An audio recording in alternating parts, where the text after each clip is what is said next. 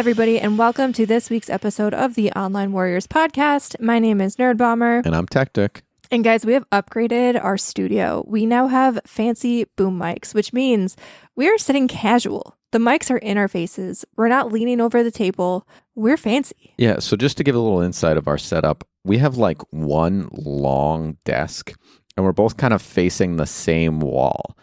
With these boom mics, we can kind of be askew and look at each other while we're talking, which is really nice for like visual cues on when the previous person is done talking, because sometimes, I'm going to be honest, I talk over Nerdbomber.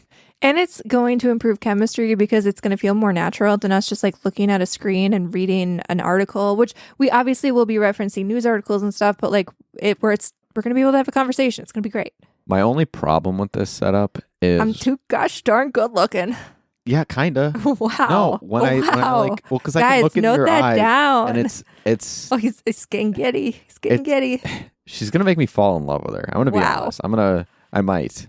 Right now, I'm but like as the episode progresses, it's gonna happen. See, these boom mics already improving the content. Hope you guys are all happy. This is what happens. And you know what? Before we get into it, I'm going to change it up a little bit. And I would say, because this is what the Patreon dollars go for, I'm going to thank our Patreon producer, Mr. Stephen Keller, give him a shout out. Stephen is subscribed to us at the night level, and the support that he gives us goes to getting cool stuff like boom mics so that we can sit here and wax poetic about how gorgeous we both are. So Stephen, thank you for all of your years at this point of patronage. If you want to be as cool as Stephen, head on over to patreon.com/onlinewarriorspodcast. There's 3 different tiers of patronage. You can be as cool as Stephen, get this weekly shout out, even get some guest spots on the show, or there's other tiers, other goodies that you can get. And you get the satisfaction of knowing that you got us boom mics. Boom mics. So we can improve the content. Again. Maybe we'll get married on the show next time. Wow. No promises. All right, so we do have a very packed slate. I am very sorry that last week I was unavailable, but we do have a bunch of news. We're going to dip into last week's news because there was one really big topic that we didn't get a chance to talk about last week. And then we have 2 other, I wouldn't say smaller, but 2 other less monumental topics to cover as well. Now, Techtic, we have 2 game topics and 1 movie topic. I'm genuinely curious what you consider the big topic. I feel like this one's a pretty no-brainer. So do you want to start with that one? It's the Animal Crossing one, right? Oh, no. I was going to talk about Halo coming to the PlayStation 5 in 2026. And so PlayStation and Microsoft both announced that Halo, first of all, is getting a campaign remaster. It's going to be called Halo Campaign Evolved, which is going to take things back to the beginning. We're basically remastering the very first game, getting rebuilt from the ground up in the Unreal Engine, full new high definition visuals, new cinematics. They've also changed the gameplay experience a little bit to evolve it with smoother controls and better movement. And even the soundtrack has been fully remastered, which I'm glad they didn't change the soundtrack, because I will say, the Halo soundtrack is absolutely iconic. So if anything, I'm really glad they just remastered it to kind of bring it up to 2026 standards, because that's going to be when it comes out. I guess they've also added 9 additional weapons, some prequel missions that are going to be woven in, and a few new environments, gameplay, and characters, and also vehicles, because you can't play a Halo game without having vehicles. So vehicles will be in it. Don't you worry. There's a lot of advances in 3D sound technology that I think just a regular remake is going to just do so well for the people playing Halo 1, just the first one. And I'm very excited / jealous for the people kind of being introduced to it for the first time. Now, the really interesting thing here is there will be a lot of people playing Halo for the very first time. Not only because Halo Combat Evolved was an old game, because at this point it is kind of, I would consider it a classic, but it's older now. So you have a whole new generation of players who, if they didn't get into the Master Chief Collection, will be dipping their toes into the Halo environment for the first time. But also, if you are not in the Xbox environment, up until now, Halo was the flagship Xbox game, and it's coming to PlayStation for the very first time. There's this whole swath of people who have never had an Xbox but have been in the PlayStation ecosystem who will get a chance to play it.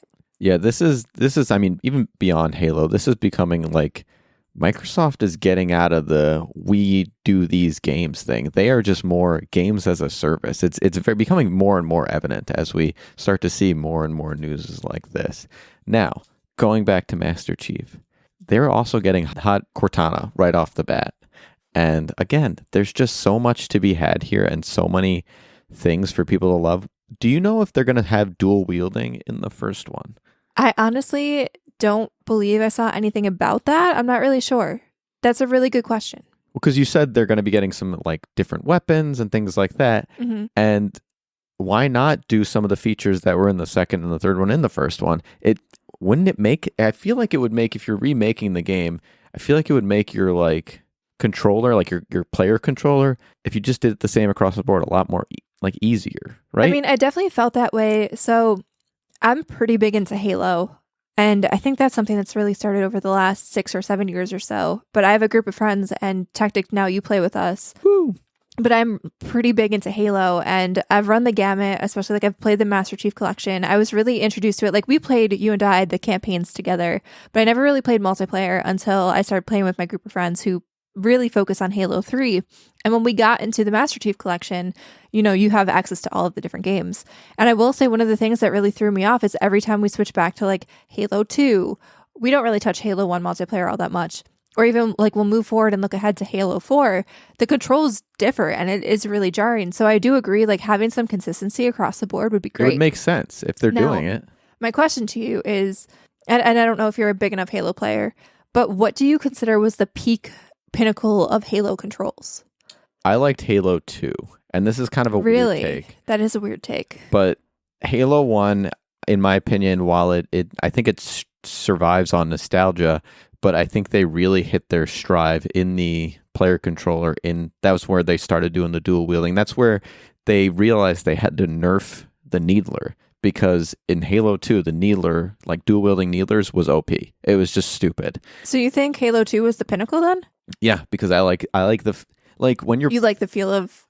I don't really play a lot of multiplayer. Okay. I play story. And being Master Chief, you want this feeling of an unstoppable force. And so I was able to have that build in game and just feel like this unstoppable soldier that was just mowing through hordes of aliens. See, I feel like they really dialed it in for Halo 3. I think they took all of the good parts of Halo 2's controls and forget the gun balancing in terms of just how the controls feel. I feel like the button mapping and everything just felt so solid in Halo 3 to the point where like Halo 4 I did not love. There were some things they added in Halo 4, like the power-ups sort of things, like you had the jetpack and then that kind of messed up where the grenade throw button was. But I really do think like Halo 3 was probably the peak. And even when I play Halo Infinite now, like you can pick your control scheme. And I basically made a custom one to revert back to Halo 3 because I just think that's like top tier. Something about the button layouts, I don't know, it just works.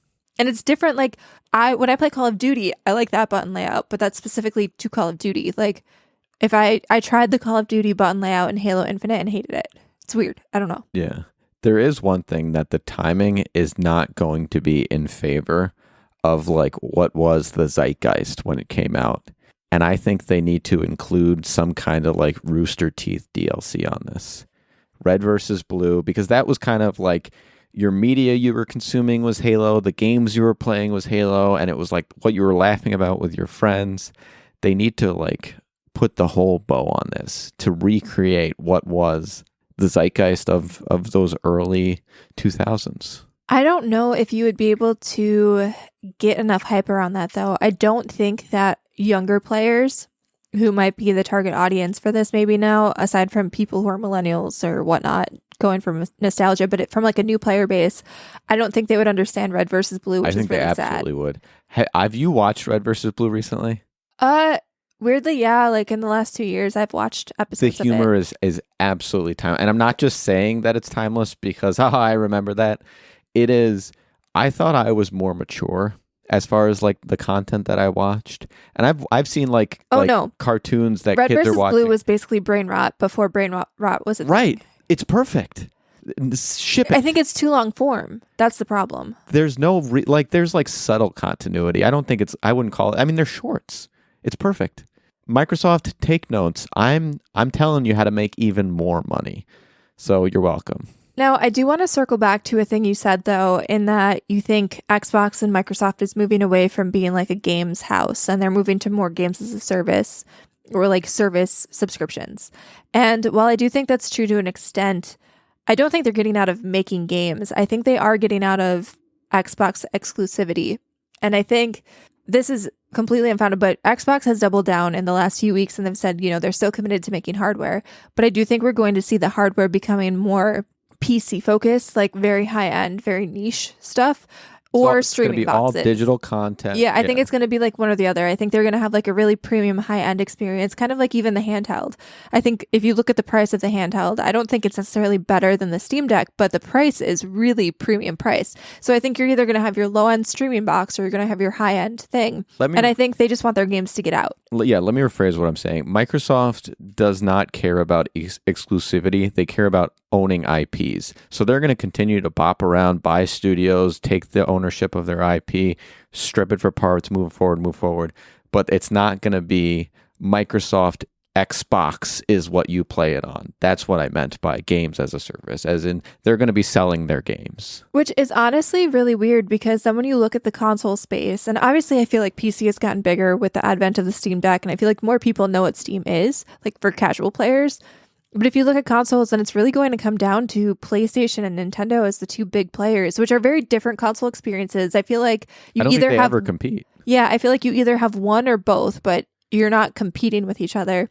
And I honestly just don't know how to feel about there only being one major console player in the game. Because I understand. I have a Steam Deck. You can dock it to my TV. It's great. I love it. But there is just something really nice about having a console that the game is going to work. You don't have to worry. Like, it's going to be high end. I agree. I like being on my couch. I like it. Hear me out. When not everyone had a PC and technology was limited and it was expensive, that's where consoles kind of had their heyday. Technology is getting smaller. It's getting faster. Everyone's got a laptop, right? And we're gaming on a laptop and PC takes more input. Like you have to play with settings on games and stuff to make sure that it works with your system. Sure. But now Steam, you brought up the Steam Deck, has been doing this forever. They've mastered the breadth of games. I don't know if that's true because not every game is Steam Deck compatible. And the library is pretty big, though. The library is big, but even still, you buy a game on Steam, you're still playing with the settings because it's all based on what your computer can handle. Steam is a storefront. Sure. It is not a console. It is not it is a storefront first and foremost. But all of those games, you can go in and change those settings. They are adjustable. Right, but now think about 10-year-old Tommy on Christmas morning. Damn it, 10-year-old Tommy. And you buy him a video game, or her. You buy anybody. It could anybody buy anybody a video game. I was a little girl once who got video games for Christmas, and now you spend all morning instead of just popping. I say popping in a disc, but you can still pop in a disc or downloading from 10-year-old the store. Tommy's going to get a Switch. He will get a Switch. The Switch, but I don't see like the big beefy consoles. I mean, you now have Asus making handheld consoles. You've got so many people in the console space now because it's so available. Like it is what it is. It's going to be just different storefronts. Xbox is going to be another producer of games. And I'm just saying, I think that makes me a little bit sad because I do want But it makes sense. I don't know if it does. I think that it only makes sense because they really screwed up the last two console generations with not having exclusive content. And now they do have games. They've never made profits on their consoles. Like they've always taken the loss on consoles to sell games. So it makes sense just to not do consoles. It still makes me sad, man. I can still be sad. Let me be sad. Okay, I'll allow it. I've been in the Xbox ecosystem, and I have a PlayStation, but I've been in the Xbox ecosystem for my little gold badge says, I think, 15 years. So I've been in there for 15 years, and when I have no more Xbox, I will be a sad girl. You still have your gamer tag, so your years will still count. No, but they take it away when your subscription ends. So yeah, when my Game Pass ends, my little tag will go away. R.I.P. Okay, that is sad. That's a little sad. All right, so moving on from the big Halo news, we're going to switch gears and we're going to talk about the Jonas Brothers. So, Techtic, we are actually going to see the Jonas Brothers in a relatively soon manner, sometime in the next month. I don't know the exact date of the concert. Red dress! But we'll be going to the Jonas Brothers. And the Jonas Brothers, they're on tour. They've been touring. They announced Camp Rock 3, which they're, I believe, either in or executive producing, or maybe both, with Demi Lovato. Demi Lovato won't be in the movie, but I think she's producing it. And then they also announced a very Jonas Christmas movie. And this is a Disney Plus exclusive movie that is kind of like a Jonas Brothers Hallmark movie. So the trailer just dropped a couple days ago. Was that Jesse Tyler Ferguson as Santa in that trailer? I don't know, was it? I think it was. I didn't catch that. If you don't know who that is, that's one of the uncles on Modern Family. I know who he is, but I don't know if he was Santa in the trailer. I guess I just missed that. I think he was. But the premise of this, and I find this really interesting, and I'll tell you why in a little bit, but the plot of this movie is that the Jonas Brothers are on tour and they seem to hate each other. Like, they're bickering throughout this trailer. They don't seem like they're in a really good place from a personal standpoint with each other. And they have to make the journey from London to New York to get home in time for Christmas. But there's Santa magic happening, so they run into a bunch of just trials and tribulations that kind of force them to take more time and work together and spend quality time together. And just a lot of like Christmas shenanigans. Like, they get on a train and it's like, oh, you're going to like London, and then it changes halfway through because Santa worked his magic. Amsterdam. Right. Which we talked about in our secret segment, by the way, patreon.com/onlinewarriorspodcast. Get drugs. Red drugs. No, I'm just kidding. But also along the way, it seems like Joe Jonas will also be finding love, which is very interesting because I believe they show Nick and Kevin Jonas, talking to their respective wives. And if you guys have not been in the celebrity... It's their real wives. Right. And if you haven't been in the celebrity gossip column, I guess, Joe Jonas and Sophie Turner got a very public divorce. And I just find it very interesting that he's using his singleness to use it as a plot device in a made-for-TV Christmas movie, which is very interesting. I don't know. I find that just weird. I kind of want to... I mean, we didn't do the research yet, but I kind of want to see if the person who is his love interest is like a current girlfriend. If it's like all comes together. Yeah, I have no idea. But yeah, I find it very interesting. Like, does that make this a documentary then? Like, this is based on real life? I mean, I don't know. I don't know if I would use my personal relationship drama as fodder for a Disney Plus streaming movie, but that's just me. No shade, Joe Jonas. Do you, boo boo? I don't think they are, because when we watch the credits, it's going to be character Nick Jonas played by Nick Jonas. So yeah, technically they're characters. So don't read too much into it. It's a fun, silly Disney movie. I will say, and I kind of forgot that obviously they were actors and they were on the Disney Channel and they were in movies together, but I kind of forgot how much like comedic timing they actually have. The Jonas Brothers, all three of them. I was watching this trailer and I was like, okay, Jonas Brothers, I forgot that you act. Go for it. Go get it. Which, by the way, this is coming to Disney Plus December 14th. November 14th. So very soon, 14th. Like next week. And it's coming to Disney Plus, and they are absolutely Disney. This is a Disney Channel original movie. I am saying this because it makes me feel like a kid again. But guys, we're getting a Disney Channel original movie with the Jonas Brothers. It really did feel like old school Disney Channel original movie vibes. They're just older. Yeah, back when it was good, but now they're like are they in their 30s? Do you think it's going to be cringe? I think it'll be a little cringy, but every Disney Channel original movie was.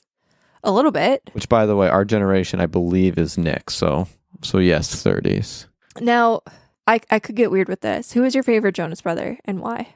Do you have one? If I had to pick, it would be Nick. I always thought the other two were kind of dorky.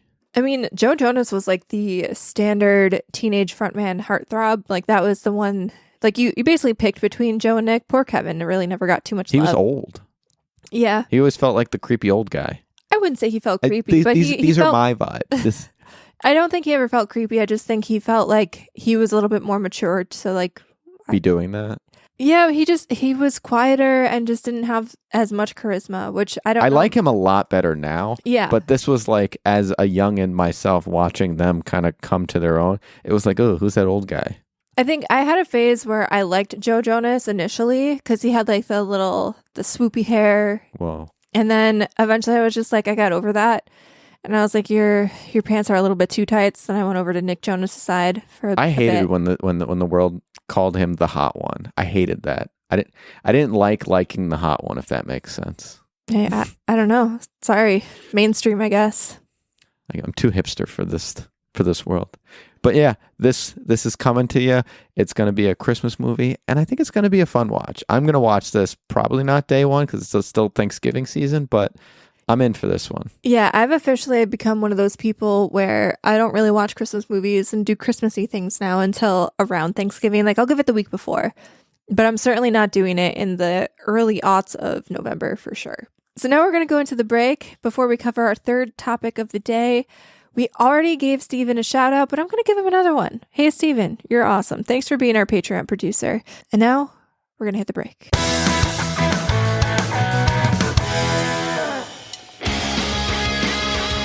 Let's see, Alex. What do you think of Jaws, which is at 97% Rotten Tomatoes? I find it to be anti-shark propaganda.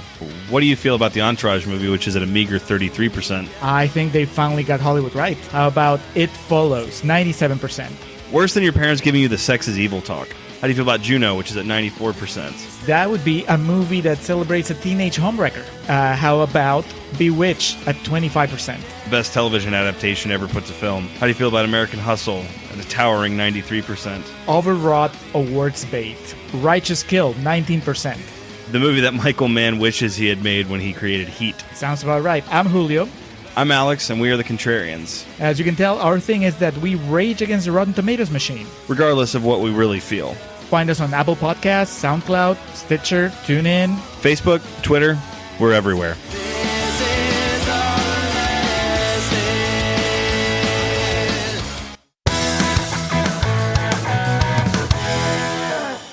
And we are back. So our third and final topic is we're getting an Animal Crossing update / Switch 2 content.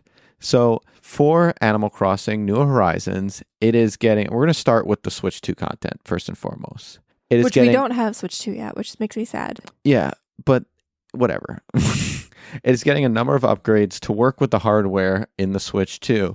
And one of the things that first I want to shout out is it's getting sort of a drag and drop selection to leverage the mouse in the Switch 2. That is so fantastic. It is so love good that. for moving furniture around. Yeah, like one of the things I actually at a certain point, so I loved designing my island so much. Like when I was going through my Animal Crossing phase during the peak of COVID, I loved designing my island, but I would get so frustrated because like my initial drop, like if I did things right the first time, I would be so stoked. But then eventually like you'd get more things and you'd have to move stuff around and rearrange.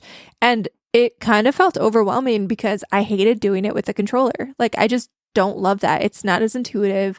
I grew up in a Sims world where I was on my computer in the little computer room. Do you remember growing up and having a computer room? People, like, if you're younger than us and you're listening to this... Well, my computer was in my living room, like, right front and center. We had one of those, too, but, like, there was a secondary computer room as well. We had two computers. Okay. Yeah, we had two computers.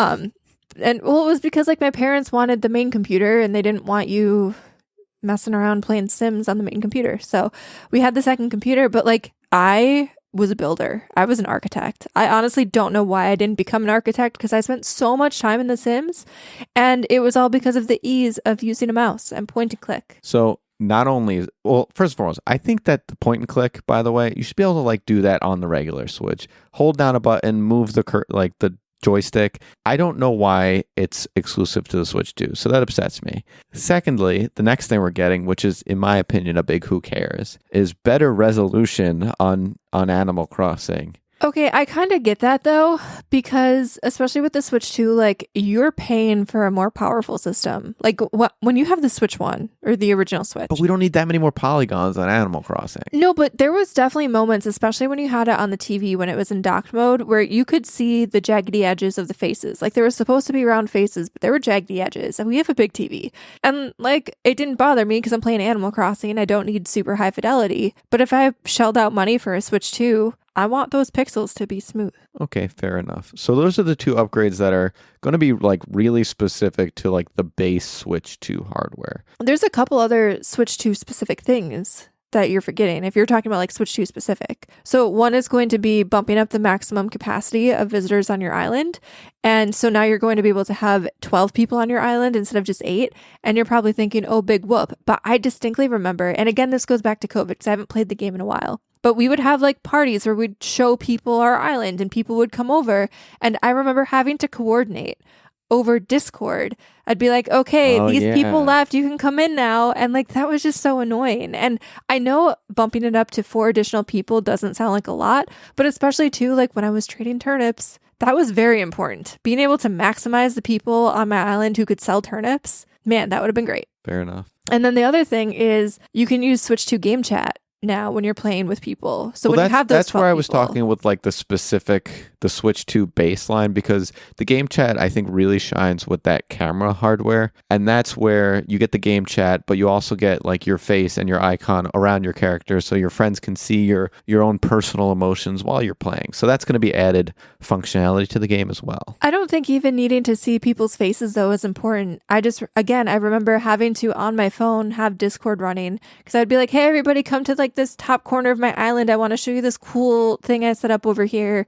And then some people were like dropping out or their TV was echoing and then you could hear the echo, and just having it built in to the game like you can do on Xbox and PlayStation and everywhere else. So are you going to get that little camera tool? No, I don't even think you need it. I think you really just need like a microphone. I think just having a microphone for game chat and like having the ability to talk through a mic natively on the Switch is a big deal. And we talked about that when the Switch 2 even came out. Like, I don't care about people seeing my face. I am staunchly, if I had my druthers on every like Zoom call that I am on, I don't want you to see my face. I look gross. I have people I've worked with for 3 years and they don't even know what I look like. Yeah, that's great. That's ideal. You don't need to perceive me. I'm in a hoodie. Like my hood is probably up. I look like a little gremlin. Yeah, pretty much. Yeah. Like you don't need to see that. I'm in gremlin mode. I come through my front door, immediate gremlin. So with that, can we roll into the Switch updates? Yeah, go for it. All right, this is where it's really, really exciting. So the first thing that I want to shout out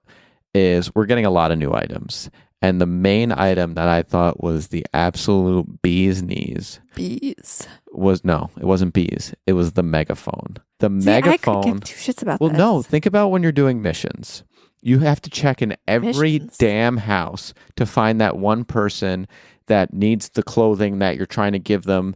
That's and now you could just be like, hey, where you at? And then they're going to be like, that's a little yeah, okay. Boost Mobile joke. I guess that's pretty cool. And so, I just don't know how often. So like my big bugaboo with this is, again, I probably won't have the little camera thing. So I'll have to have the microphone. And I'm not going to have that activated. So then I'm going to, at least once or twice before I realize that the mic is muted, I'm going to be like, hey, Buttercup, where are you? And then it's not going to work. I'm going to be like, what the fuck? Buttercup, where are you? And I'm going to have to do that like 3 times when I can just go find Buttercup. Yeah, but I think it's worth it because I just don't want to deal with that. I will hook it up. And honestly, you're speaking to someone who got messed up with Hey You Pikachu. That is fair. For those of you who don't know this story, so we went to a retro game convention and Techtic was really excited because he had just gotten a GameCube. Not at the retro game convention, but not an N64. I'm sorry, N64, my B.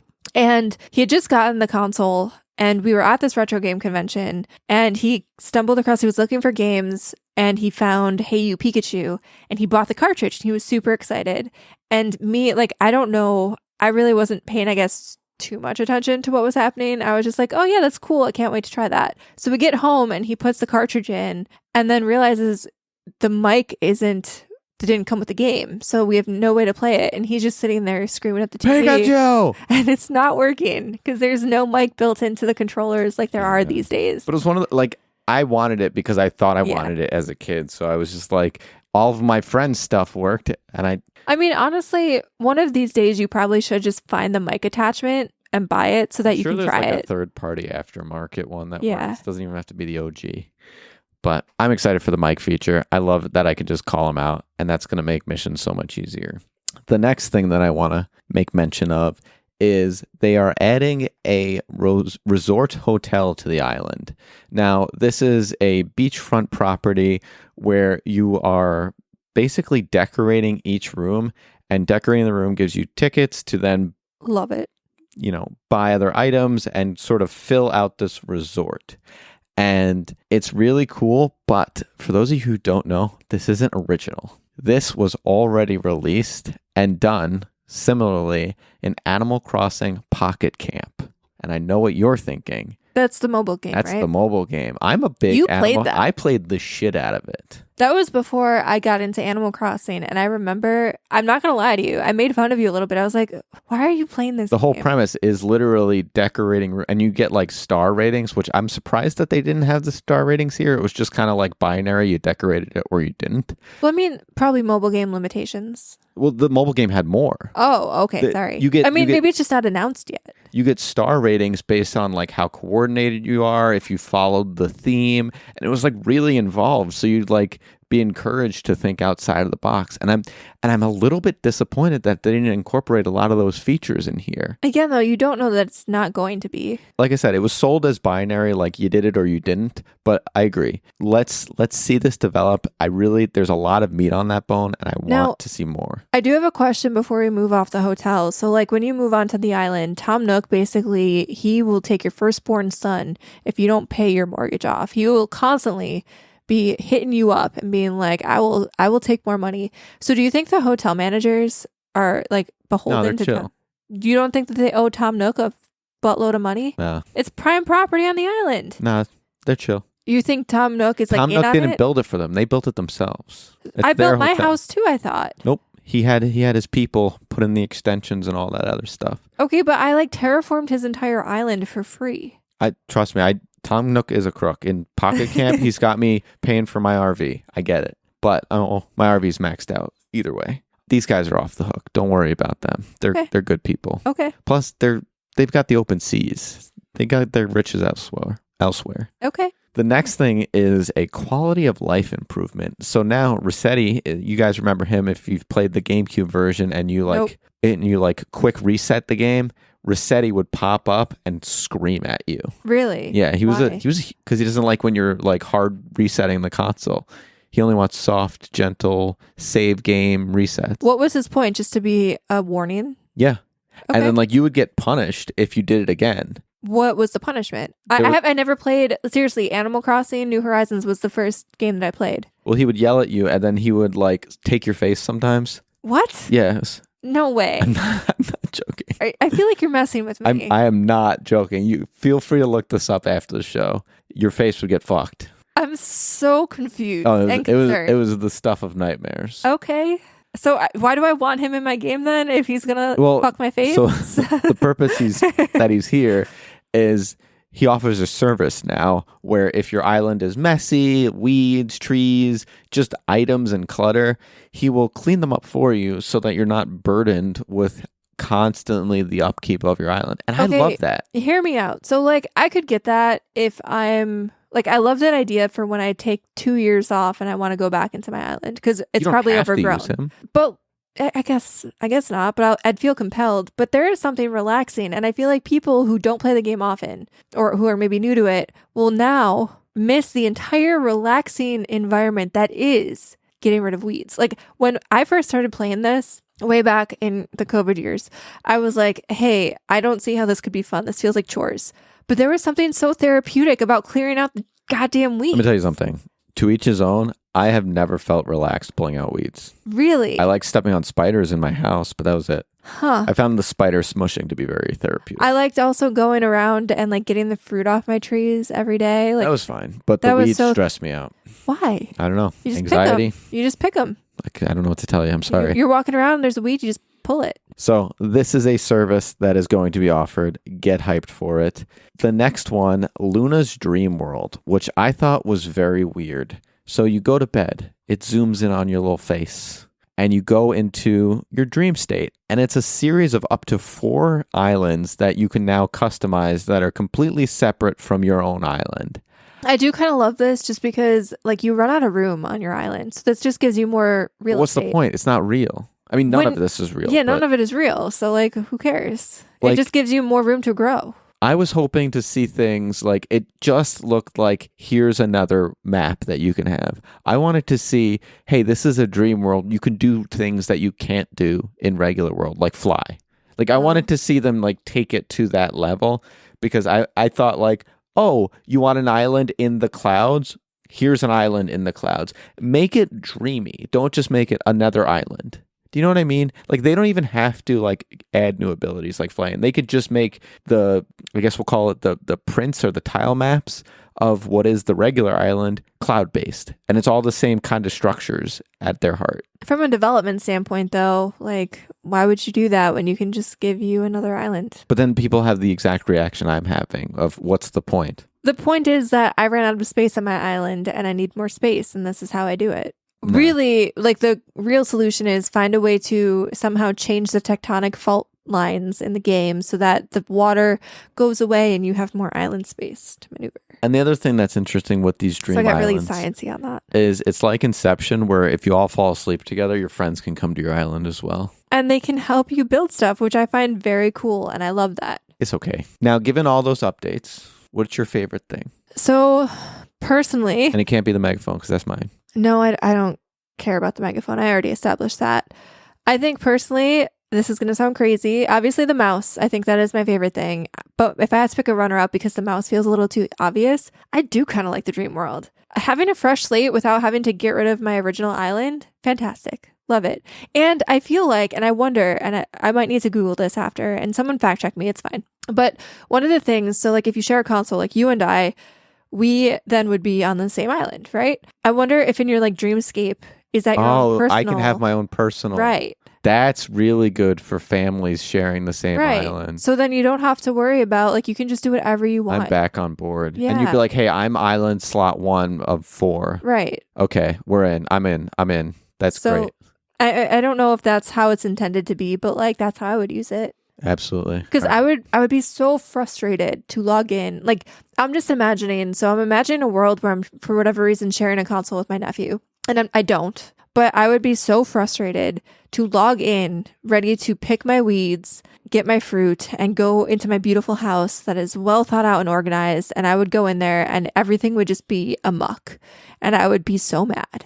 I don't share well. Like that was actually my one bugaboo with this game as a whole, is that I should have my own island. I shouldn't have to share it with people. Well, let us know what your favorite thing was in the Animal Crossing update / Switch 2 content. And with that, we're going to kick it over to our What Are You Up To Wednesday? And I'm going to start with you, Nerdbomber. What have you been up to? All right. So I actually finished Ball X Pit. Not that you really can finish. It is a roguelite. And I mean, you're working your way through all of the different levels in the dungeon, I guess, as you will. And I finally made my way and beat every single level. I beat like the quote unquote final boss, which is like the moon. I was a little disappointed. And I know I talked about this game a little bit 2 weeks ago when I was on the episode last. And I do really enjoy it. I think it was great. I think it was super innovative to be able to take the roguelike element and infuse it with that Peggle gameplay style, as well as having like combat pinball-esque things. So the gameplay itself is great, but I was a little bit disappointed by the end game. I just thought it would be a little bit more impactful. And when I beat the final level, I was just like, oh, like when you finish and you beat Balatro and you beat that final blind, like you feel like you won, like you can continue on forever, but it's like you accomplished something. And there was like a little cutscene, not to spoil anything, but there was just like a little cutscene, and then it was just like back to my village. And I was like, well, I beat it. I don't want to do anything else here. Like I'm good now. And it was a little sad. I'm curious, what was the difference between that and say a Hades, where you beat it and you were still compelled to keep going? Because Hades, there was story. So in Ball Pit, did you know there was story, or did like the internet tell you there was? The internet definitely told me there was story. But I think also when I beat Hades for the first time, I think they kind of left things feeling a little unfinished, and they sort of hinted that if you continued playing, you'd get more. Whereas with this, like Ball Pit has no story. There's like, you have different characters to compel you to play, which have different abilities, and like you build your village. But if you've beat the game and you really don't need a reason to improve your stats and your character stats, you no longer need a reason to like do your village. So there was nothing keeping me going. So I put the final check mark on that box, and I consider myself having to beat it. It's good. I enjoyed it. And then we also watched VHS. So Halloween was last week, and we watched Y2K. Y2K. Yeah, sorry. I was thinking that era. Techtic came in with the save here. Yeah, we watched Y2K, which is like a campy horror movie. I would barely call it horror. Like, it definitely felt more like a comedy and like satire than anything else. But the premise of the movie was that Y2K happened, and instead of things going as per usual on New Year's Eve like they did in real life, the robots took over and tried to take over the world and turn humans into just processing centers so that robots could take over humanity. And it they touched funny. on a lot of the like 90s tropes of like, I'm going to hack into the mainframe that you would see in those movies. So I think it was, considering that like it was done now, I think they did a pretty good job. Yeah, I think it was very campy. Like, it reminded me of Scary Movie in terms of the vibe. Like, you should not go into that movie thinking it was a serious movie. Yeah. But it was entertaining, and like, I don't like scary stuff. Movie for kids though. Like kids first, babies first, scary movie. Which is me. I am baby. So that was perfect because I don't like scary stuff. We went through and we were like, it's Halloween time. We should be watching a horror movie. And we watched a bunch of different trailers. I suggested so many actual horror movies. She was like, no. I watched the trailer and I was like, I'm not going to watch this because I will be looking through my fingers. This is not going to be fun. So we didn't do that. Watch it on your own time. I guess I will. So is that all you got for your What Are You Up To? Yeah, I'll kick it over to you. So I got two. Because of Halloween, we have our annual tradition of watching Hocus Pocus. Absolutely. Always a banger. Bette Midler, Chef's Kiss. We love you. No notes there. I did. We've watched had a note? We've watched it so many times that we're starting to like provide a little commentary when we're watching it, like where the plot holes might be. And we ended up watching like a post Hocus Pocus YouTube of like the behind the scenes and like the different scenes. Stories. Like the original story beat, very different. Apparently, in order to like control the kids, they had to eat these like candy crows, which is very strange. And I'm glad they changed it. Well, because when we were watching the movie, you brought up the fact that when probably 3/4 of the way through, they kidnap Danny. If you haven't seen Hocus Pocus, like the movie came out in 93, like spoilers, I guess, but come on. But they kidnap Danny and they show Sarah singing and all of these kids just are unaffected. Right. And all these kids are going through and like Danny and Max, like none of them are affected by this trance. And like there are kids walking down the street in a trance that are basically like 16, 17, like Max's age. So same with the bullies. They also were unaffected. Right. So we were trying to figure out like why? Like, is it just because they're aware of the witches? Like they know that they're trying to put a spell on so it doesn't work? Like what? So that's what led us down the rabbit hole, which is where we found the Candy Crow. In the pre-cut, the pre-edited version, those kids that were in the trance, they were walking because they were kids that ate the Candy Crows. They were just like handing them out in the street when they were kind of running through Halloween. That also makes sense too, because I had also made the comment that a lot of these kids are still in costume, which considering like they show in the scene prior, like Max wakes up and grabs the alarm clock and it's like, it's 3 a.m. What do we do? And why would these kids still, like, why would they be in costume? Why would they still have like their pumpkins? They were probably tranced once they ate it. Right. So that makes so much more sense. And apparently like it got to the point where they filmed the scenes because there were screen grabs from the original trailer where they showed the witches handing out candy in the trailer. Like it was real footage. So very interesting backstory. I encourage you to go down that rabbit hole because we learned a lot. And then the other thing that I want to announce is I have finally built the courage to start my Steam page for my game. It is no longer going to be called Goob because that game is taken. We're going to go with Oovi, OOVI. So right now it's going through the approval process. I'm hopefully going to start like building hype for it, maybe get some wish lists going, and maybe you guys will see it on your daily peruse. Oh, and also I did forget to mention we are watching The Studio, which is an Apple TV show with Seth Rogen playing a studio executive of a big movie studio. And there's so many stars. I don't even want to start listing the cast because I feel like it's a very crazy, exhaustive list. There's a lot of people in it. A lot of cameos too. And it makes sense, right? It's centered around what is Hollywood creative. And so it makes sense to have a lot of like actors and actresses playing themselves. But it is really funny. I think a lot of the commentary in the show is super great and I don't know, very topical and relevant. The episodes are only like 30 minutes long. I will say, like, I find it very difficult to believe that an executive at that level is that much of a bumbling idiot. Yeah, You'd be surprised how high up bumbling idiots go. I understand, but like they maybe take it a little bit too far, but I think it's in service of trying to tell the story. So I don't know. But yeah, it's pretty good. I would definitely give it a watch. Again, Apple TV just comes with the bangers. They never misses. Yeah, it's crazy. So that is our show. Let us know what you liked, what you didn't like. Tell your friends, tell your mother-in-law about this show. She's actually looking for a podcast to listen to. I heard that too. Let them know. And in the meantime, stay safe and keep on podcasting.